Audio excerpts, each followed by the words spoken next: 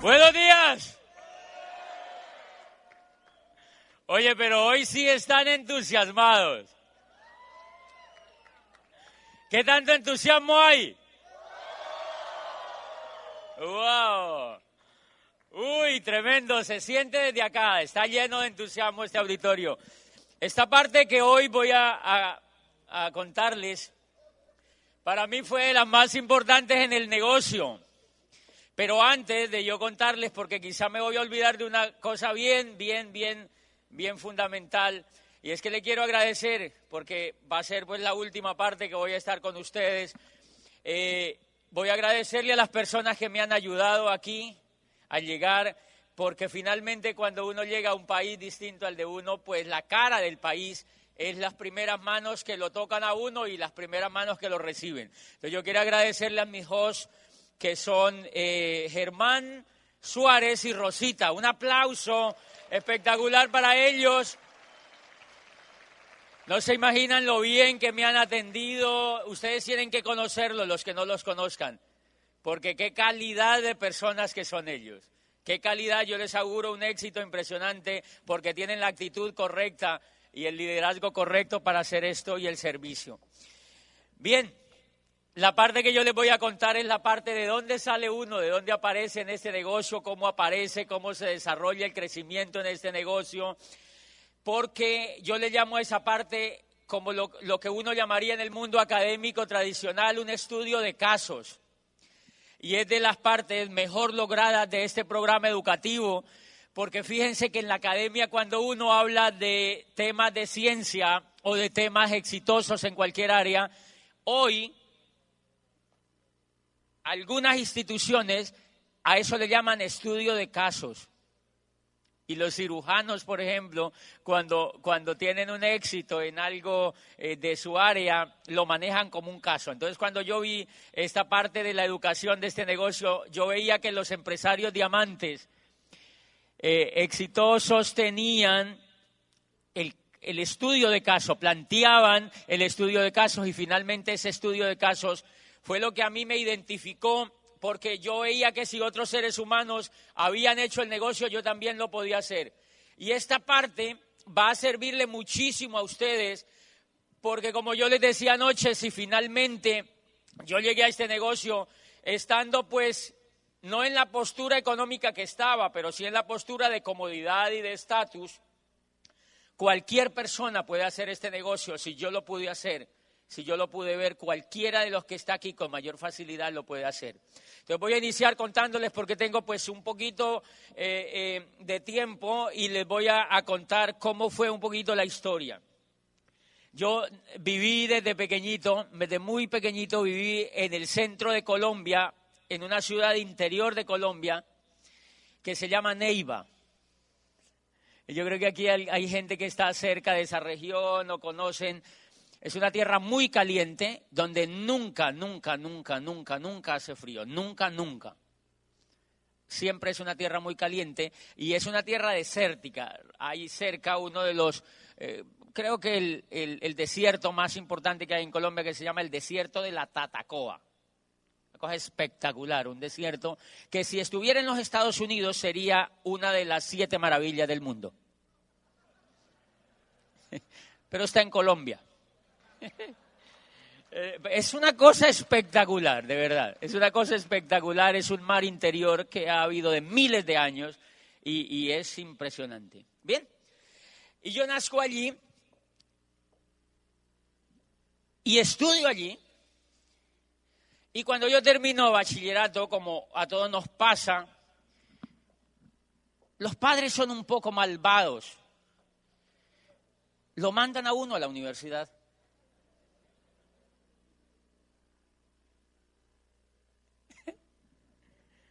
No, mentiras. Entonces yo entro en esa angustia.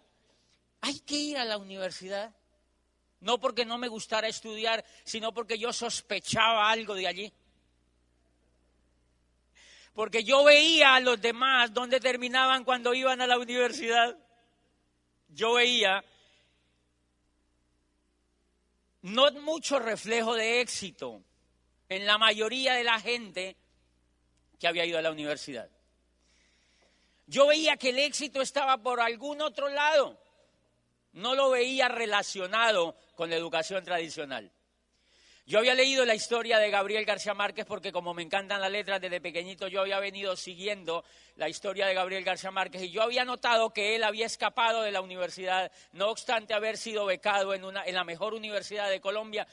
Y él se escapa de la universidad porque él sentía que lo que él quería era escribir, no estudiar, sino escribir.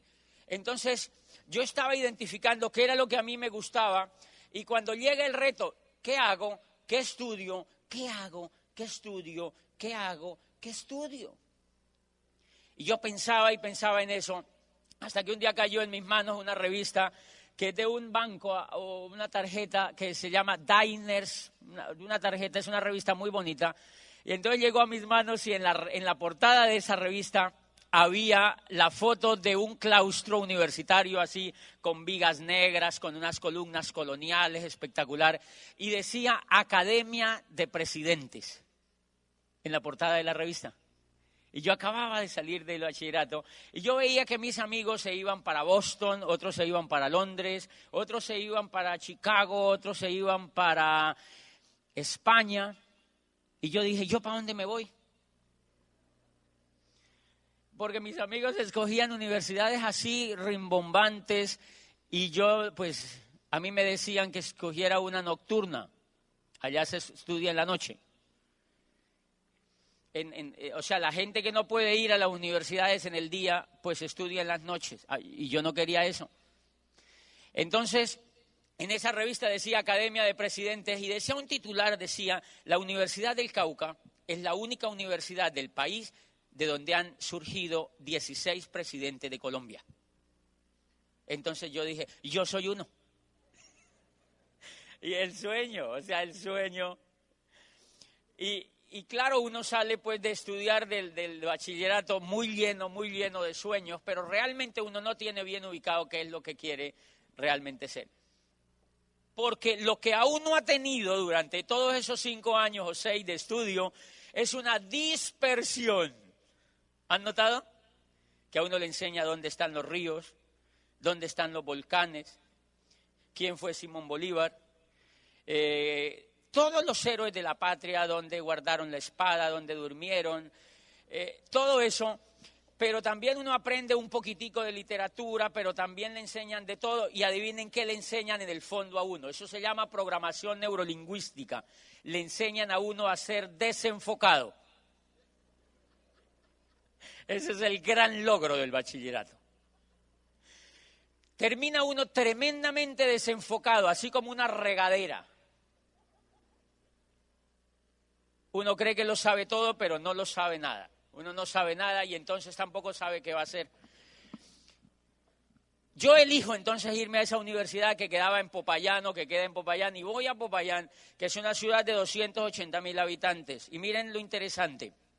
Cuando yo voy a salir de mi país para allá, de mi ciudad, de Neiva hacia allá, yo nunca había ido a Popayán. Pero en esa ciudad había habido un terremoto en 1983 que fue famosísimo, porque casi se acaba todo. Mire, fue tan famoso que hasta el Papa fue. Cuando el Papa fue a Colombia, Juan Pablo II, lo primero que dijo es, yo quiero ir a Popayán.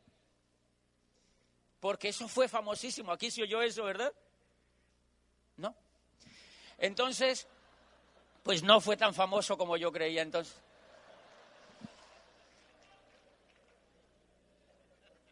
Y como yo había visto que esa ciudad era famosa, ¿por qué esa ciudad es famosa? Porque allí se logró gran parte de la independencia de Colombia.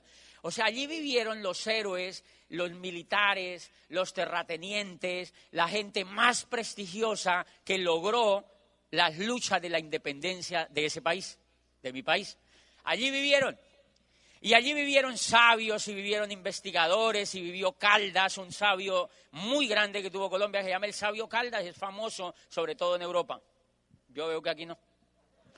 Y entonces, ese sabio había vivido allí y había vivido un poeta que fue un poeta muy famoso, debió ser en Colombia, se llamaba Guillermo Valencia.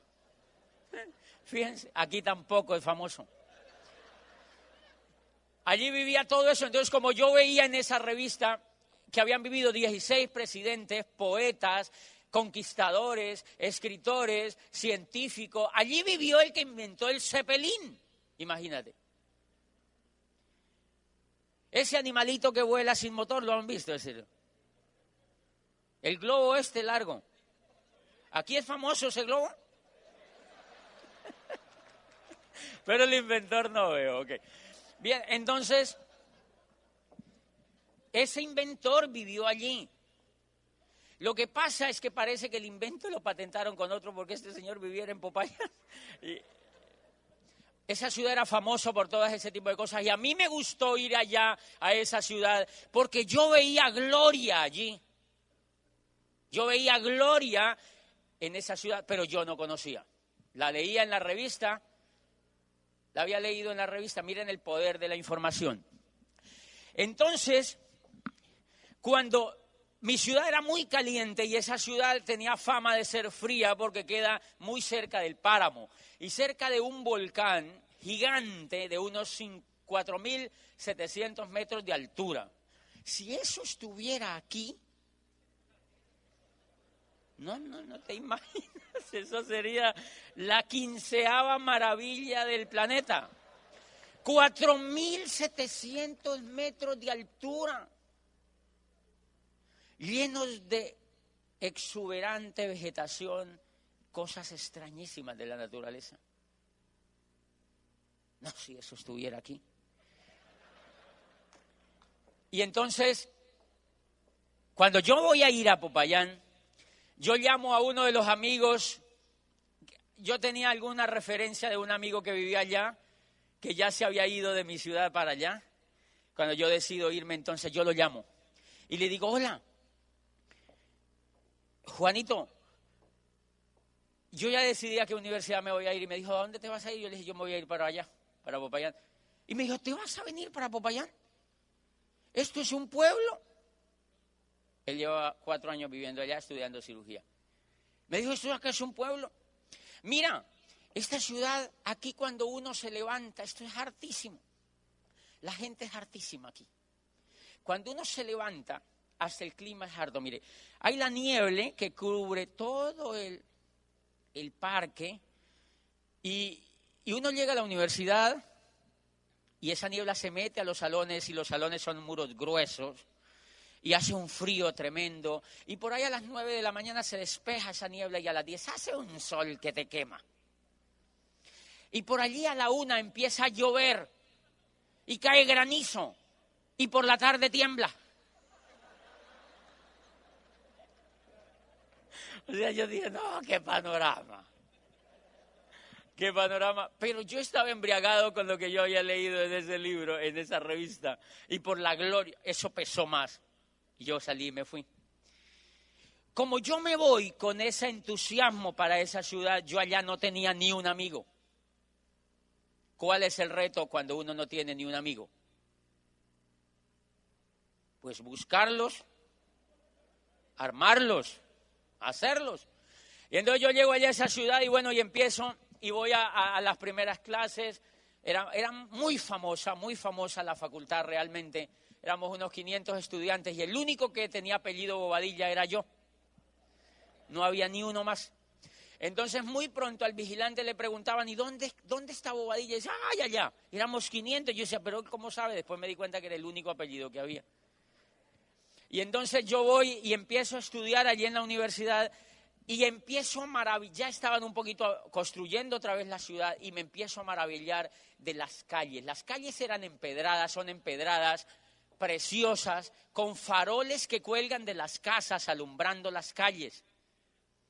Y hay iglesias y catedrales hechas en piedra de 1760 donde se casa la gente loca. No, mentira. No, mentira. ¿Dónde se casa la gente? ¿Dónde se casa la gente? Increíble. Y entonces yo veía todo ese romanticismo, yo feliz allí en esa ciudad, feliz.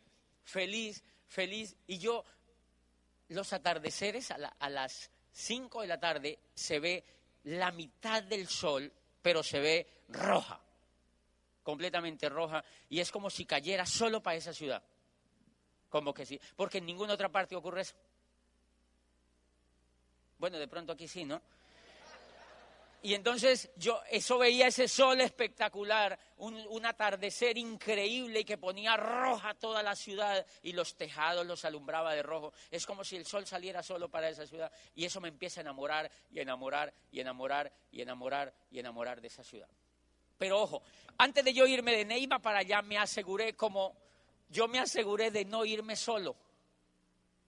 Como yo había leído en esa revista que allá había gloria, que allá había muchas cosas buenas, yo empecé y me encontraba con amigos en Neiva en la calle y les decía, ¿tú qué vas a hacer? Y me decían, no, yo ahora voy a estudiar de noche aquí contabilidad en la universidad o alguna cosa así. Y yo les decía, ¿por qué no nos vamos para Popayán?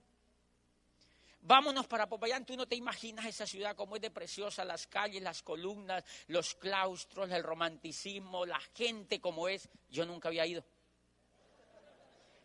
Y empecé a hablar así de la ciudad y me auspicié 4.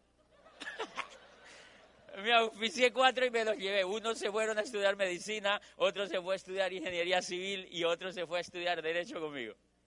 Me auspicié 4 frontales, fíjate. Y nos fuimos entonces para allá y yo empecé a armarme mi convito de amigos. Cuando yo empiezo un poquitico ya la universidad como tal, ya las clases como tal, encuentro que era la repetición del código.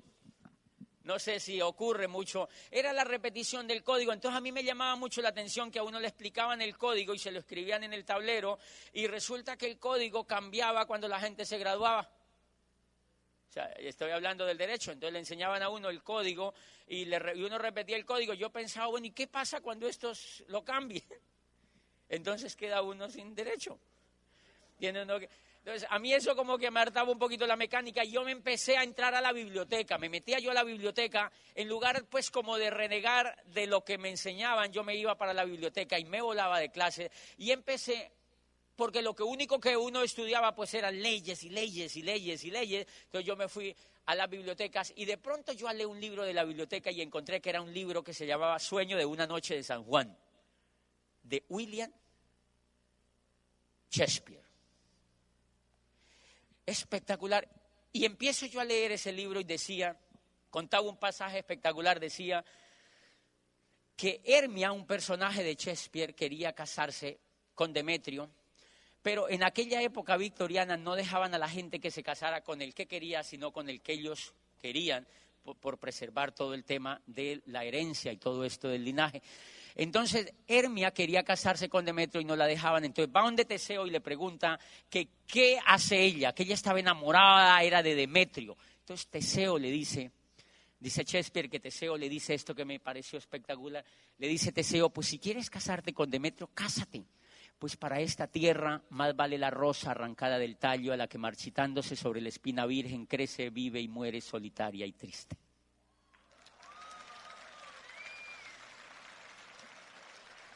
Y eso me impresionó. Y eso a mí me impresionaba y yo decía, ¡ay, qué Shakespeare tan bueno! Y empecé yo a enviciarme a leer los libros de Shakespeare. Y empecé yo iba a clases pero a presentar los exámenes. Y volvía y entraba a la biblioteca y un día me encontré con una biografía que habían escrito de uno de los más grandes argentinos que ha vivido en el mundo, que se llama Jorge Luis Borges. Entonces yo fui a esa biblioteca y encontré esa biografía y miren una cosa que me impresionó. Borges, decía el biógrafo que Borges había querido ser siempre el director de la Biblioteca Nacional de Buenos Aires, que es una de las bibliotecas espectaculares que existe en Hispanoamérica.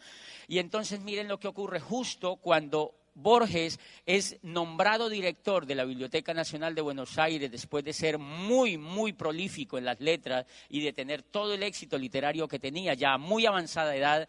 Justo en la semana cuando lo nombran como director de esa biblioteca, Borges quedó ciego. Ciego. ¿Tú te imaginas? Un escritor que se la pasaba leyendo todo el tiempo quedó ciego. Entonces dice el biógrafo que los amigos lo visitaban un poquito para decirle, así como cuando los amigos le dicen, qué pesar, lamentamos mucho. Borges construye una de las obras que me parece a mí espectaculares, sobre todo para lo que nosotros hacemos. Borges les escribe el poema de los dones, donde les dice: no rebajéis a lágrima o reproche esta demostración de la maestría de Dios que con magnífica ironía me dio a la vez los libros y la noche. No te quejes, porque estoy feliz con lo que me ha pasado.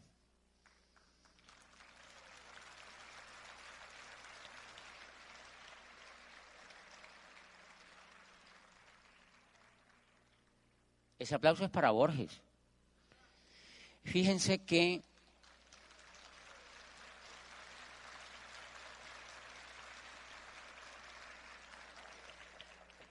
¿qué estaba aprendiendo ese muchacho que estaba estudiando Derecho allí? Estaba aprendiendo actitud. Estaba aprendiendo actitud. La literatura enseña mucho de eso. Y una vez dentro de esa carrera también encontré otro libro que lo había escrito un español que se llama Camilo José Cela, que fue Premio Nobel de Literatura. Y había un pasaje en uno de los libros que se llama Pabellón de Reposo, que era la historia de toda la hecatombe que causó la tuberculosis. Y dice en esa parte que había una niña, habían dos muchachos, una niña y un muchacho de estos, enfermos, a punto de morir de tuberculosis, y entonces el muchacho le escribe, ya muriendo, a esta persona que lo acompaña allí, también igual muriendo, le dice que ella es muy linda, que él quiere pues ser más amigo de ella y que él la quiere amar. Entonces ella le escribe una carta espectacular, le dice: el lindo eres tú. Tú tienes el corazón de oro. Lo que ocurre es que está ahogado por ese caparazón de cultura que se obstinan en colgarle como lastre a aquellos que hubieran podido nacer para poetas. Y yo decía, ¡guau! Y yo seguía leyendo más. Fue mi primer acercamiento con el PEC. De allí nació mi hambre por el programa educativo de este negocio. Cuando yo leo y leo allí y empiezo a cultivar la actitud, me parece eso tan importante que yo empecé a organizar una especie de tertulia con estudiantes para compartirles lo que decía Shakespeare, lo que decía Cela, lo que decía el otro. Y muy pronto ocurrió que en ese grupo aparecieron, dentro de todas las universidades que habían, más de 1000 estudiantes que se reproducían en pequeñas tertulias hablando de literatura y hablando de lo que ellos también leían. Yo ya estaba haciendo este negocio sin estar. Lo que pasa es que allá no pagaban. Allá no pagaban. Y miren lo que ocurre, señores, para hacerles más corta la historia. Yo estaba cultivando, por eso yo les hablo tanto del programa educativo, porque si hay algo espectacular que podemos los seres humanos, la riqueza más grande que podemos nosotros tener es tener una gran actitud. Esa es la mayor riqueza y en eso se dividen los pobres y los ricos. Es la actitud la que hace que una persona triunfe. Yo había venido cultivando esa actitud hasta que cuando había sido tan exitoso el trabajo con los jóvenes en estas universidades, que una vez un rector de una de las universidades había estado en una reunión con uno de mis amigos de esos grupos y él preguntó que él necesitaba una persona para que fuera vicerrector de esa universidad. Y entonces el amigo mío, como me conocía, le dijo: yo conozco uno que le puede servir, y le habló un poquito de mí. Me llamaron al otro día que si yo iba a una entrevista, y yo fui. Yo pensaba, yo no quería ser empleado porque yo había leído que el empleo, y yo con todo respeto, pero yo lo leí, yo había leído que el empleo era la evolución de la esclavitud.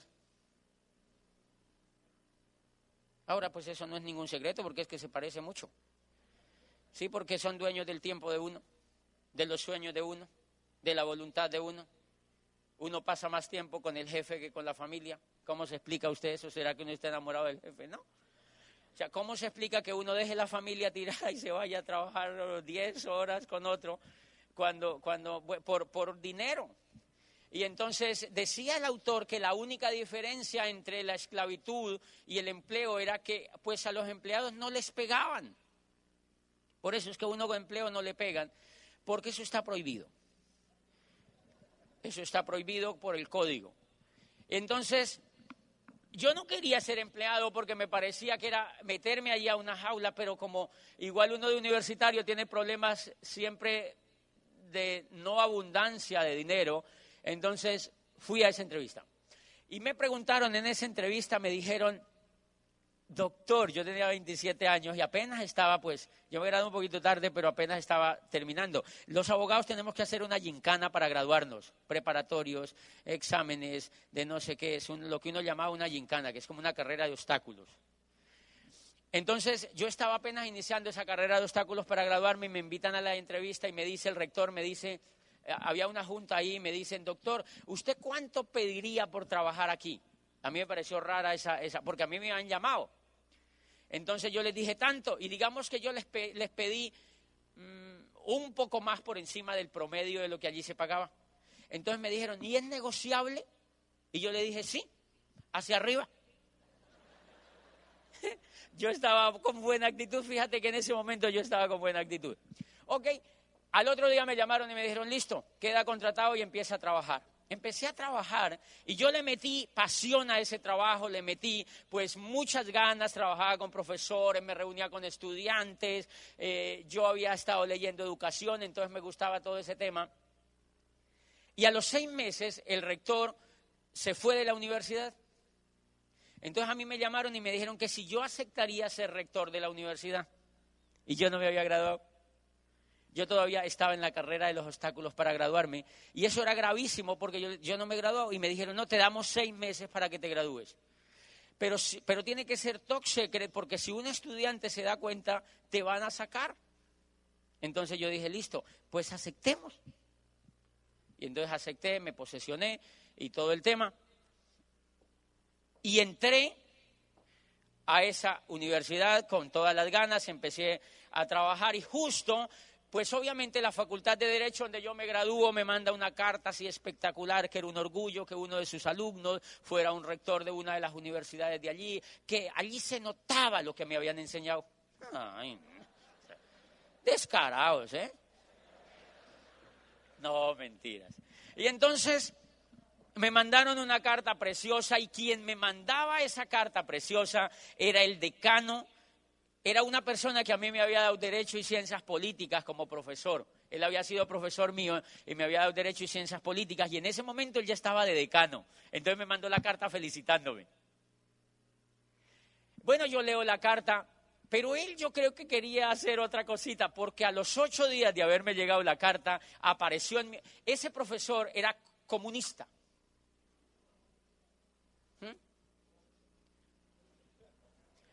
¿Qué es comunista? Bueno, era comunista. Entonces, o sea, le gustaba toda la filosofía comunista y nos hablaba en ciencias políticas.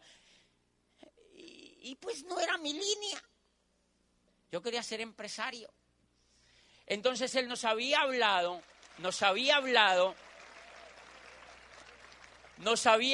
siempre de esa línea. Cuando ya era rector y cuando ya era el decano de la Facultad de Derecho, donde yo me había graduado, me manda la carta a felicitarme. Y justo a los 8 días apareció en mi despacho, con una sonrisa de aquí a acá. Cuando él no sonreía, yo nunca le había visto los dientes.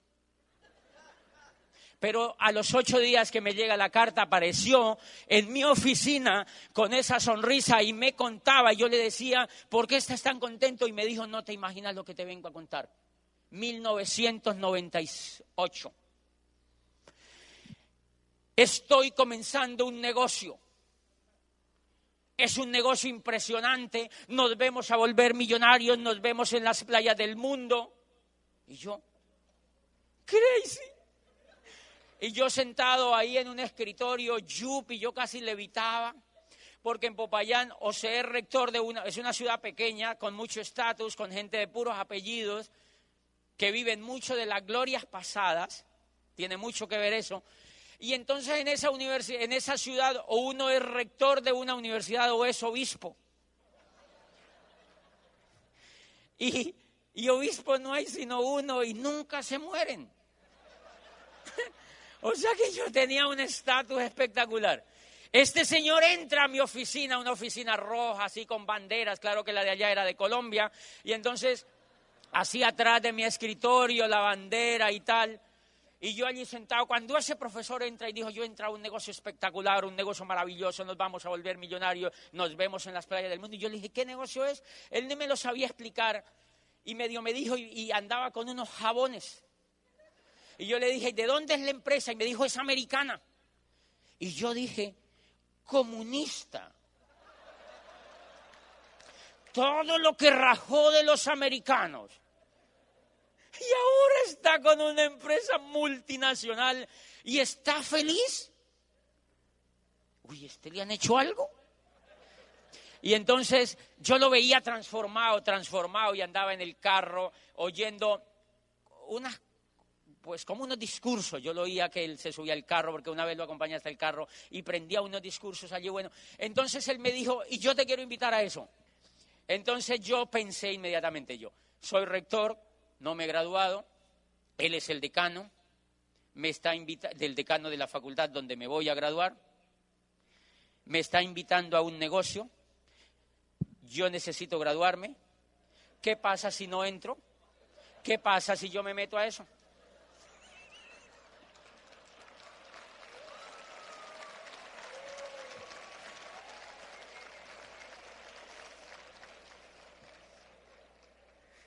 Y adivinen qué hice. Por eso soy abogado, ¿eh? Pues me registré. Entré. Me registré al negocio y él me entregó, a mí me llegó una caja al apartamento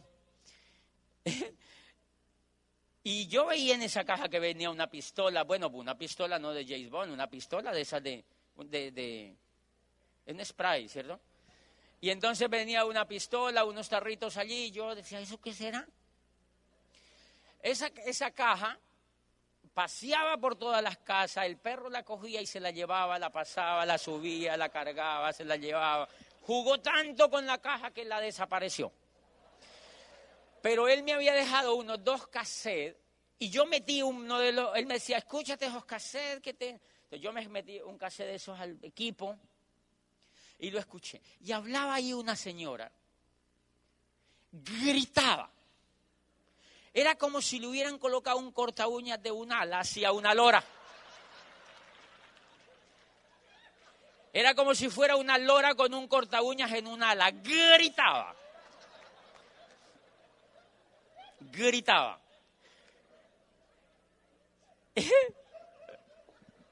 ¿Por qué se ríen? Entonces, como yo venía de la academia tostada, tiesa, acartonada y circunspecta, pues imagínate que yo decía, y a eso es que a mí me invitan, porque yo instalaba cosas así, buenos días, señoras y señores, así. Entonces yo oía esa gritería, yo apagué el equipo. No oí más, esto no es para mí, apagué el equipo. Y seguí en lo que seguía. El profesor, decano, me llamó a una reunión y me dijo, vamos a contarle a unos amigos tuyos. Y yo dije, ¿a unos amigos míos? Y me dijo, sí, invítate a unos amigos tuyos y le vamos a contar. Y él se fue con el upline de él. Y yo invité a un grupo de profesores, lo más fácil que me parecía a mí, profesores que yo les daba el contrato. Entonces invité a un grupo de profesores allí y ellos empezaron a pintar bolas en un tablero, pintaban bolas. Pintaban bolas allí, bolas, y yo decía, ¿será que yo soy una bola de esas?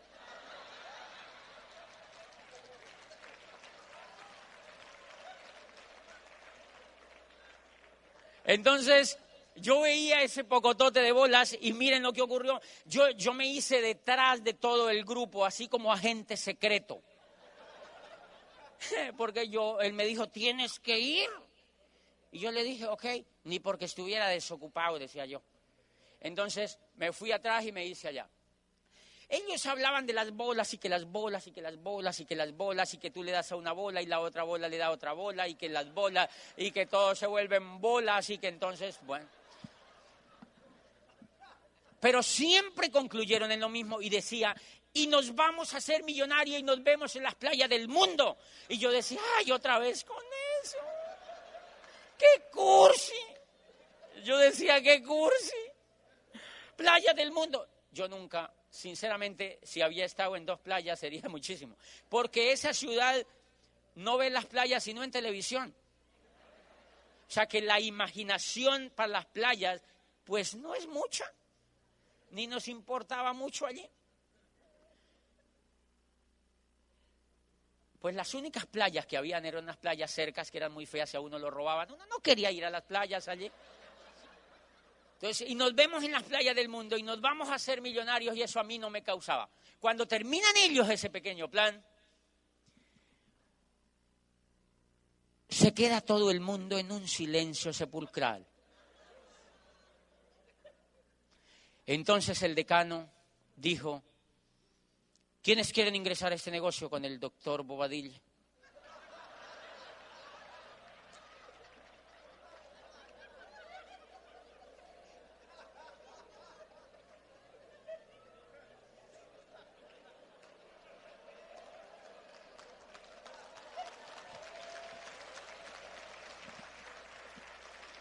Y entonces miren lo que ocurrió, es que eso no es nada.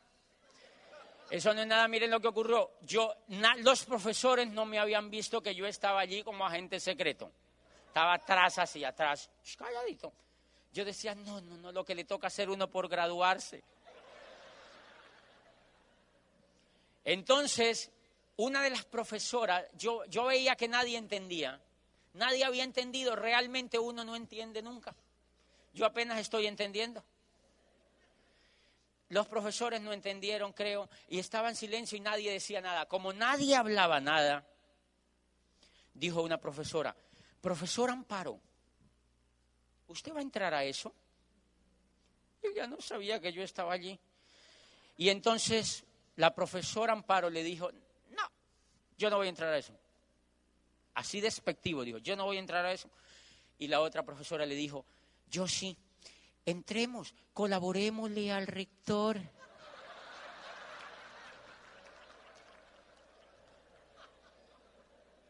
Colaborémosle al doctor, dijo la vieja. Inmediatamente yo fallecí en este negocio. Inmediatamente yo no quise saber más de mi negocio. Yo ni siquiera sabía que tenía negocio. Me cobijé la neurona con ese tema. Y me volví a mi oficina. Pero como el decano sabía que yo era su socio, me gradué. Sí, me ayudó. Ahora sí se puede decir, ya soy diamante.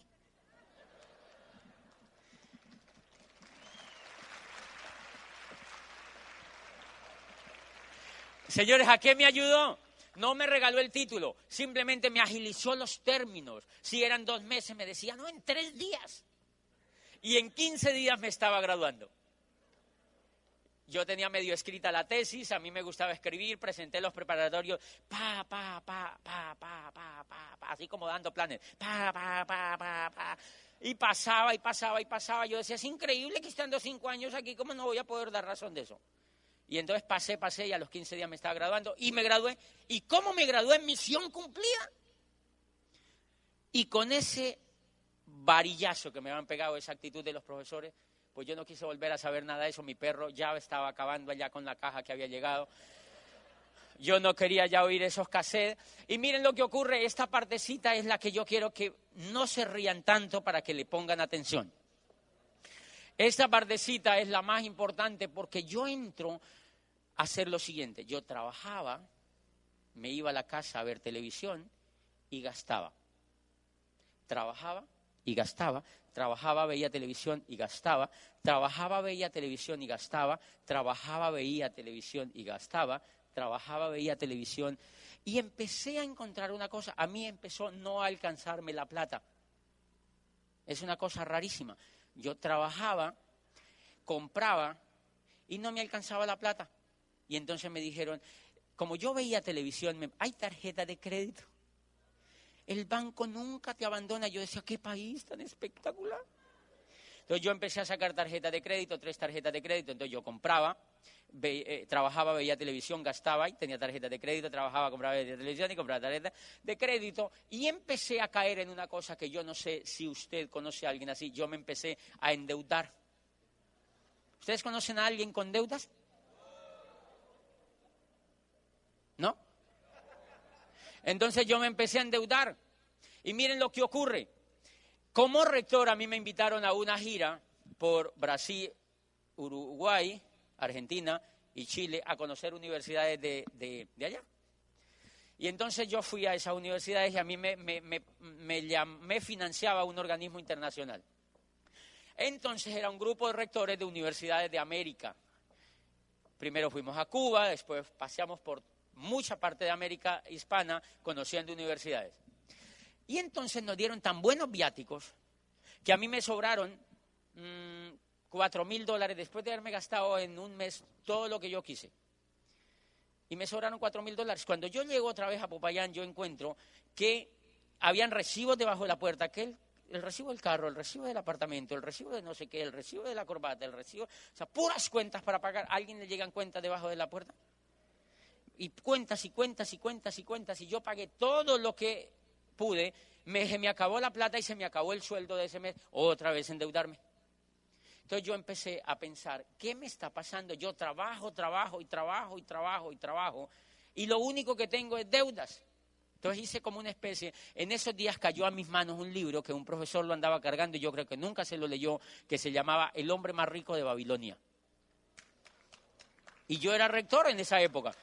Yo ya estaba en el negocio de Amway, pero a mí no me habían recomendado ese libro, lo vi en manos de un rector, de un profesor, y yo me leí ese libro, y en ese libro decía que si uno trabajaba y a uno no le sobraba plata para ahorrar, uno estaba perdiendo el tiempo. Que porque uno estaba trabajando era para los demás, y que uno tenía que trabajar para uno. Y yo decía, ay, qué raro eso, ¿no? Este sí está bien ubicado. Y entonces yo empecé a ver que yo llevaba tantos años trabajando y que lo único que tenía era deudas. Entonces me hice un balance y decía el tipo que uno tenía que hacer un balance de cuánto se gana y cuánto se gastaba. ¿Saben por qué la gente no hace eso? Por miedo a que les suba la presión arterial. La gente casi en general no hace eso. Entonces yo me hice ese balance y cuando yo me di cuenta yo debía $7,000 en esa época y llevaba unos años trabajando. Entonces yo decía, si yo sigo así, ¿cuánto debo cuando tenga 60 años? O sea que fue a hacer una carrera de endeudamiento externo, de endeudamiento global. Bueno, pues yo me empiezo a cuestionar y me empieza a hartar el tema de que yo trabajaba y me endeudaba y me aburrí, me empezó a dar depresión, me empezó a aburrir el trabajo y me empezó a dar como una especie de depresión, como a sentirme ya no con el mismo brillo por el tema de estar en el empleo todo el día cumpliendo horarios. Se me olvidó leer y no volví a leer y no volví a cuidar la actitud. Entonces empecé a desesperarme y a ser como deprimido en el trabajo pero yo no me conformo y entonces empecé a buscar ¿qué hago? Y por fortuna, yo había leído a Peter Drucker decía que la sociedad del futuro no se iba a componer de la gente que tenía y de la gente que no tenía, sino de la gente que sabía y de la gente que no sabía. Entonces yo decía, yo tengo 2 carreras, yo había estudiado psicología, abogacía y había hecho posgrados y era rector de una universidad, pero yo estaba pelado. Entonces yo decía, debe ser que algo que no sé. Como yo estaba en la academia, me averigüé una universidad en Europa y me presenté a hacer un doctorado, porque yo creía que me faltaba algo. Y me pasé a esa universidad a estudiar un doctorado en psicología de las organizaciones. Yo hice fiesta, porque pasé. Le conté a todo el mundo y renuncié a mi trabajo como rector. Imagínate. Pasé la carta de renuncia, me voy. Renuncié un año antes del viaje, porque a uno lo aceptan un año antes. Me aceptaron, pero para el periodo siguiente. Yo hice fiesta y renuncié a la universidad y estaba pletórico porque yo dije, ahora sí, voy a buscar lo que yo quiero, voy a buscar lo que yo quiero, voy a avanzar en la vida, voy a estudiar un doctorado. Y me presenté a esa universidad, hice fiesta, y cuando cumplí el año de preaviso, me fui y me despidieron con todos los juguetes. Me voy para Europa. Y un día estaba yo haciendo, pues habían de todas las nacionalidades, así como se ve aquí en los Estados Unidos. Habían alemanes, habían brasileros, habían belgas, habían italianos, habían holandeses, brasileños, argentinos, sobre todo ecuatorianos y colombianos. Y bueno, habíamos pasado, todas las reuniones que hacíamos era con todo ese tipo de nacionalidades. Y una vez yo estaba haciendo una cola para pagar una asignatura en la universidad del doctorado y me saludó un muchacho muy simpático en esa cola y me dijo, cola es la cola. La fila. Entonces me saludó el muchacho y me dijo, ¿tú de dónde eres? Eres español, Conchita, así como Conchita hablaba así, bonito. Y entonces me dijo, ¿tú de dónde eres? Y yo le dije, yo soy de Colombia. Y me dijo, eres de América. Y yo dije, ¿América? ¿No saben que existe Colombia? A mí me llamó la atención, dice que de América, como si esto fuera un solo costal. Y entonces yo le dije, sí, yo vengo de América. Y me dijo, ¿y a qué has venido a Europa? Y yo le dije, vine a hacer un doctorado. Y me dijo, ¿y te has venido de América a Europa a hacer un doctorado? Y yo le dije, sí. Y él se quedó así como impresionado. Y entonces yo no me aguanté las ganas y le dije, ¿y tú qué haces?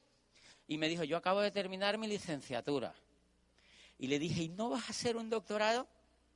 Y se quedó viéndome y me dijo, ¿y eso como para qué?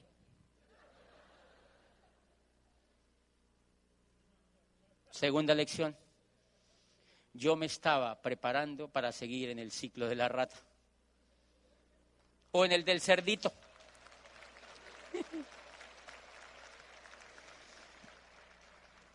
Porque si Kiyosaki patentó el ciclo de la rata, yo patento el ciclo del cerdito.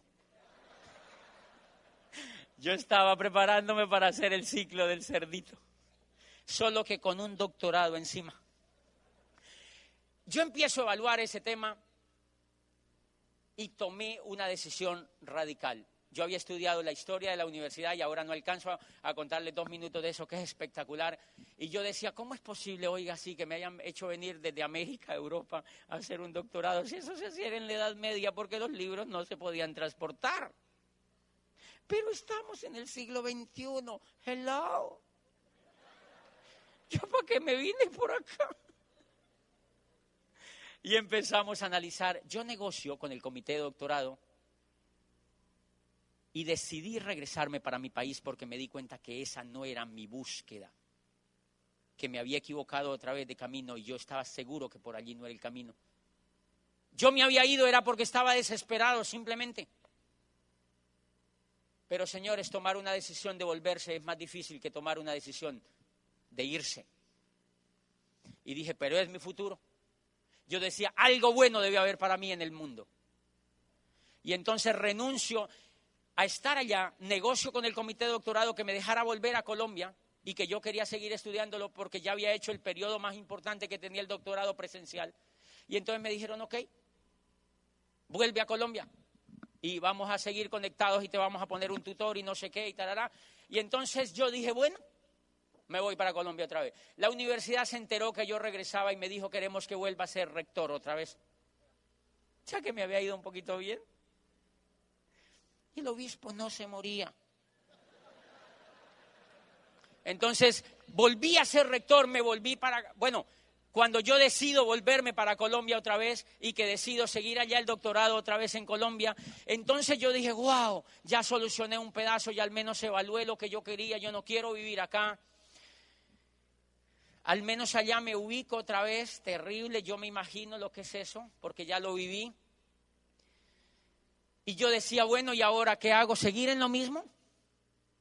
Trabajo, veo televisión y compro y me endeudo, trabajo, veo televisión y compro y me endeudo, y dentro de 5 años voy a tener un doctorado para seguir trabajando, ver televisión y endeudarme.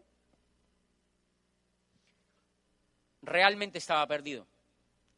En esos momentos en Europa me acuerdo de mi decano. Me acuerdo de mi decano que él me decía, nos vemos en las playas del mundo, nos vamos a hacer millonarios. Y él había usado una palabra que decía, si tú haces este negocio, dentro de 5 años tu futuro va a ser completamente distinto. Y él me preguntaba, ¿dónde estarás dentro de 5 años? Eso sí me lo preguntó. Y entonces yo dije, ¿dónde estoy a los 5 años? Peor que antes. O sea que mi decano sabía algo que yo no sabía. Y él me hablaba de una tal Amway, decía yo. Eso era como Amway, ¿qué será eso? Yo realmente no sabía nada. Y entonces yo averigüé allá en Europa dónde estaba eso. Y me fui a buscar en el edificio y encontré en internet y averigüé por teléfono hasta que di con el edificio y me fui para allá. Y yo dije, voy a ver qué es eso. Señores, este negocio no lo hace alguien que no ande buscando algo. Lo hace alguien que ande buscando. Por eso hay gente que me dice, yo le doy el plan y le doy información. Ay, no. Hay gente que me dice, yo les doy el plan, les doy información, les hago perseguimiento y la gente no entra. Yo le digo, no anda buscando nada. Los caballos toman agua porque tienen sed. Si no hace una prueba, lleva un caballo, llévalo a un pozo, cógelo de las crines y dile, toma agua, mira, toma agua, toma agua. Te agarra a patadas si no tiene sed. Entonces yo era un caballo con sed. Y voy a ese edificio allá, se llamaba el edificio Pacific, un edificio precioso, decía Amway ahí a la portada, y yo entré. Señorita, mire, yo soy un colombiano que estudió aquí un doctorado, y yo quiero ver esa cosa de Amway porque me han dicho, ¿qué es? Yo quiero saber qué es, yo sé que esto es un buen negocio, pero yo no sé mucho. Yo quiero que tú me contactes con la persona que tenga éxito aquí en este país para yo hacer ese negocio. Yo quiero más información. Y me dijo la señora, ok, una niña de servicio al cliente. Me pasó un rollo de catálogos y me dijo, te voy a contactar con doña María, es la primera persona que entró a este país, una de las primeras personas que entró a este país. Y yo dije, uy, espectacular. Y entonces me dio un arrume así de catálogos, y yo me fui para el apartamento. Me fui con los catálogos y me senté ahí en la sala así. Y yo los puse así, los catálogos, y yo decía, es rector universitario, columnista de prensa, psicólogo, haciendo un doctorado, con todo el pedigrí académico que yo tengo, y estoy a punto de entrar a la venta por catálogo.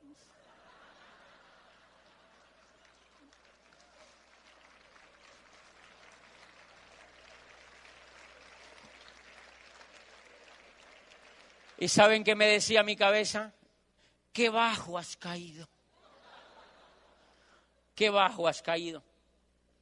Y miren lo que ocurre, yo llamo a esta persona y le digo, mira, yo soy un colombiano que está aquí y que quiere ver esa oportunidad. Y me dijo la señora, claro, nos vemos ahora donde estás ubicado, nos vemos esta noche a las 7 y nos hemos puesto una cita y nos vemos a las 7. Y la señora me llevó a su casa y me explicaba el negocio allí rapidito y decía, y nos vamos a hacer millonarios y nos vemos en las playas del mundo. Y yo decía, otra vez es lo mismo. Y nos vamos a hacer millonarios y nos vemos en las playas del mundo. Entonces yo decía, chévere, y me daban maní, unos platicos así con maní. Yo comía maní, yo me comía todo ese maní, miren, era increíble. Y entonces yo comía maní, nos vemos en las playas del mundo y nos vemos a hacer millonarios.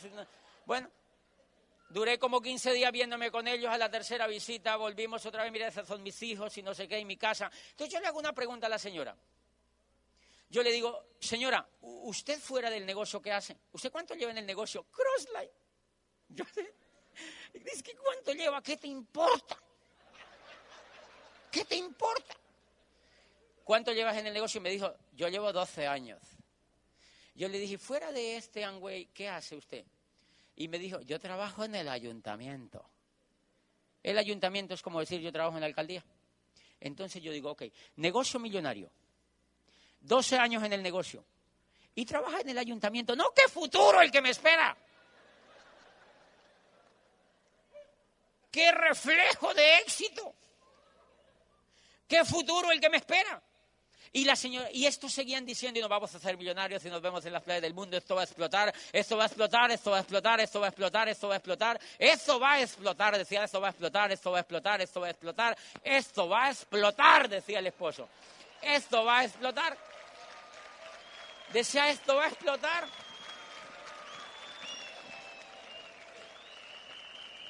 Y como ellos decían tanto, esto va a explotar, y esto va a explotar, y esto va a explotar, yo dije, yo mejor me voy de aquí, ¿qué tal que esto explote? Yo mejor me voy de aquí.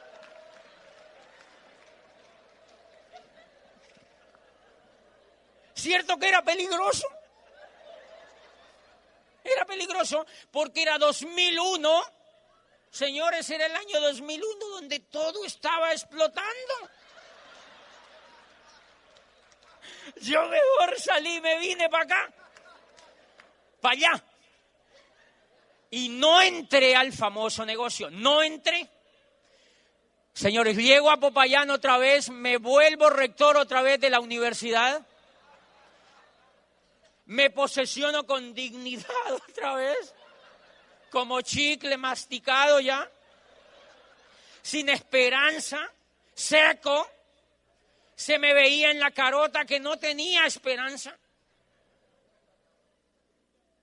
Pero algo en mi mente decía, debe haber algo por aquí, debe haber algo por aquí, debe haber algo por aquí, debe haber algo. La vida no puede ser tan salvaje, decía yo. La vida no puede ser así tan salvaje. Y entonces yo dije, debe haber algo para mí. Yo decía, debe haber algo para mí, debe haber algo para mí, debe haber algo para mí. Y señores, en este negocio después leí un libro que se llama El 11º Elemento, donde dice que la mente es como un radar que lanza imágenes y ondas y que simplemente esas imágenes u ondas consiguen lo que uno quiera. Por eso es que uno no puede ser pesimista. Porque si uno dice, estoy mal, dice el coco, listo, vamos a estar mal entonces. Porque la cabeza es medio bruta. Hace exactamente lo que uno le diga. Y si no, haga un ejercicio, salga ya a la avenida y diga, ¿qué tal que a uno lo cogiera un carro? ¿Qué tal que a uno lo cogiera un carro? ¿Qué tal que a uno lo cogiera un carro? Te aplasta un tractomula. ¿Es así? La cabeza consigue exactamente lo que uno quiera. Y bien, yo salía y decía, debe haber algo para mí, debe haber algo para mí, debe haber algo para mí. Imagínate cómo era mi situación después de esos porrazos que me había pegado. Por eso es que los jovencitos casi no ven el negocio. Yo felicito a los jóvenes que hay aquí, porque los muchachos no los ven.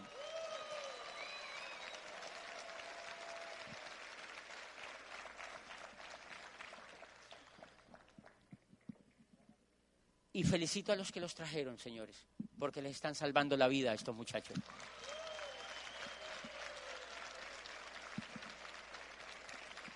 Muchos de los jóvenes no ven este negocio porque no se han pegado los porrazos que tienen que pegarse en la vida para entender una buena oportunidad. Por eso decía Aristóteles, nada hace el hombre que no sea por necesidad. Yo tenía una necesidad apremiante de definir el futuro. Entonces yo voy a Popayán y empiezo por las calles, debe haber algo. Para mí lo decía acá adentro, debe haber algo, pero debe haber algo, pero debe haber algo. Sagrado Corazón de Jesús, yo en vos confío. Debe haber algo, debe haber algo. Y miren, un día va pasando por la calle uno de los muchachos que yo había visto en aquellas reuniones donde el decano me había invitado. Y ese muchacho se llamaba Gustavo Ramírez.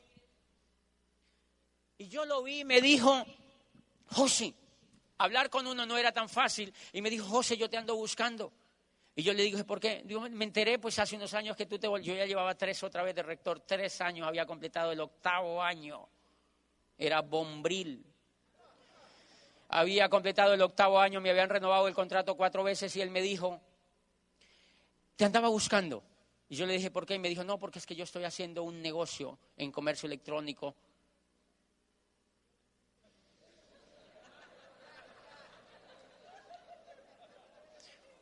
Y me dijo, y te tengo en una lista, es algo espectacular, te lo quiero contar. Y yo le dije, ¿y qué negocio es?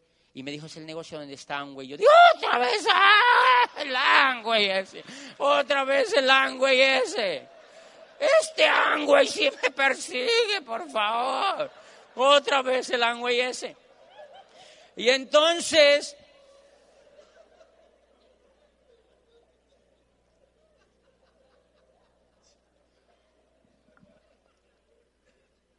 suena chistoso. Y entonces yo le dije, váyase a mi oficina y hablamos. Y mire, él fue a mi oficina y me contó.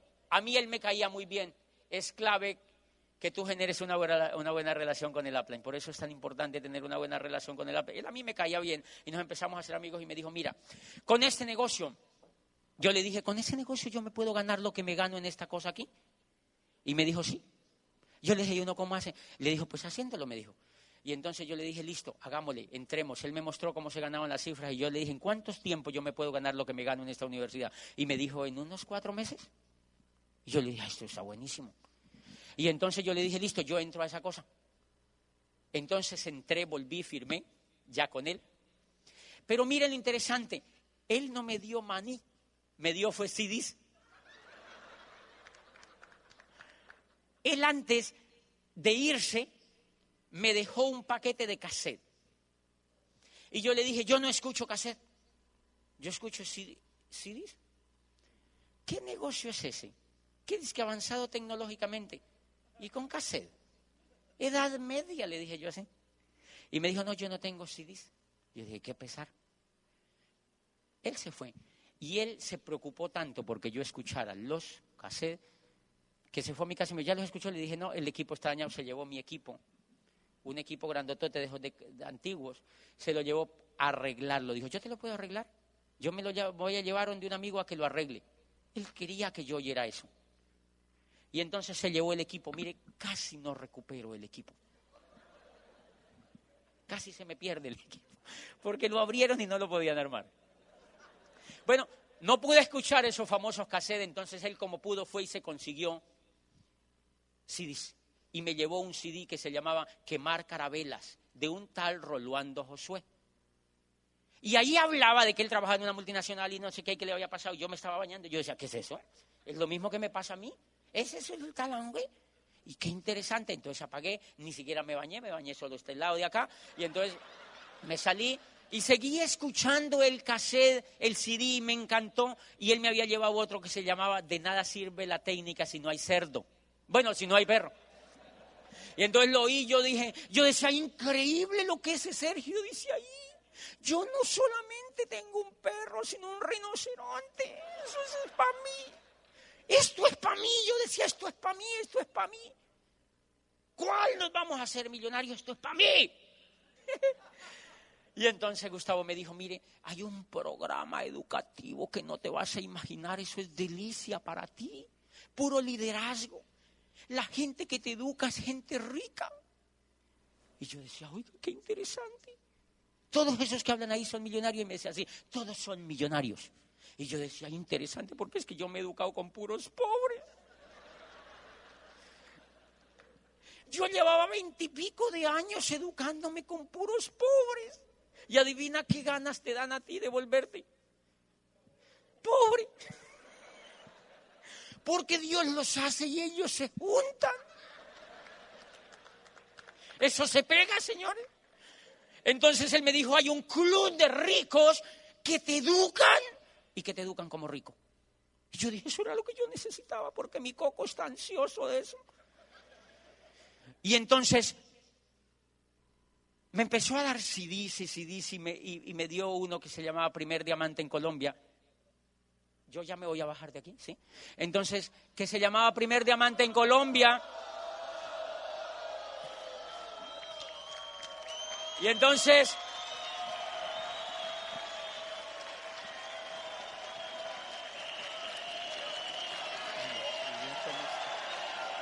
me alegra, gracias.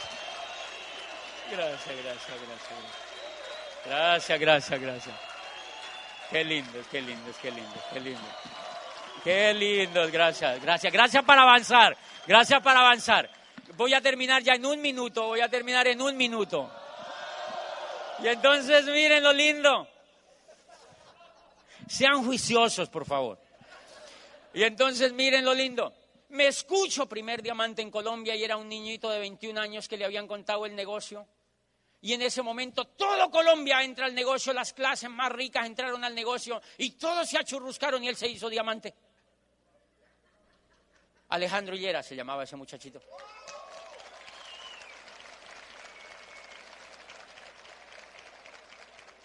Y era el primer diamante en Colombia y todo lo que ese muchachito decía en ese CD a mí me caía. Él decía, yo hice este negocio porque no quería terminar como todo el mundo termina. Yo decía lo mismo, no, estos son los que yo necesito acá para hacer un club. Y entonces yo empecé a escuchar CDs y CDs y CDs y CDs y CDs. Y yo le decía a Gustavo, ¿tiene más?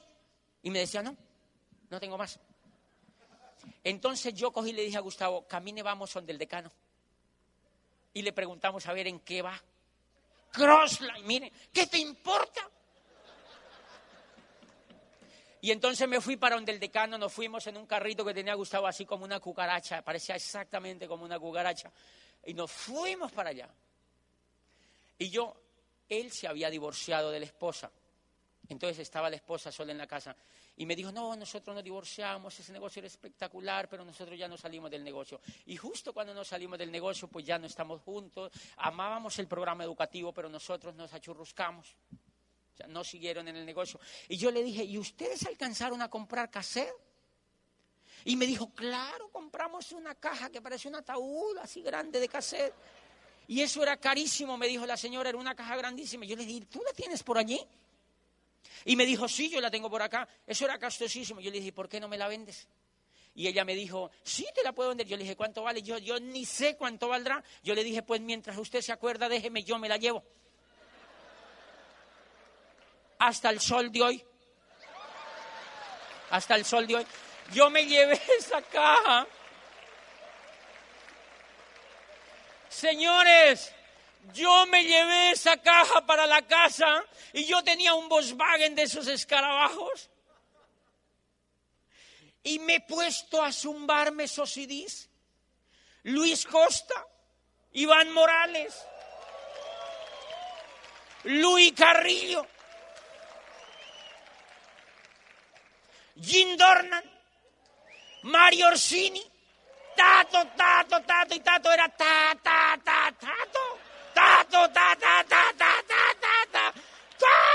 y yo decía, ¡qué hombres los que hablan ahí!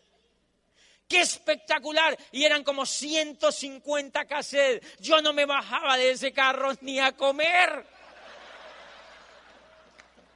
Y me he pegado una enloquecida con esos CDs. Y esa enloquecida me llevó a diamante, señores.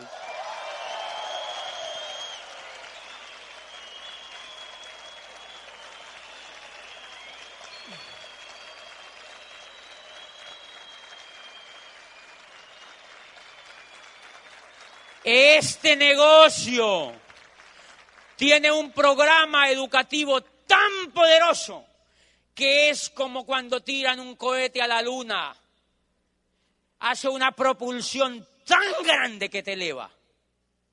Tú tienes que conectarte a él y nos vemos como diamantes. Buenos días. Gracias.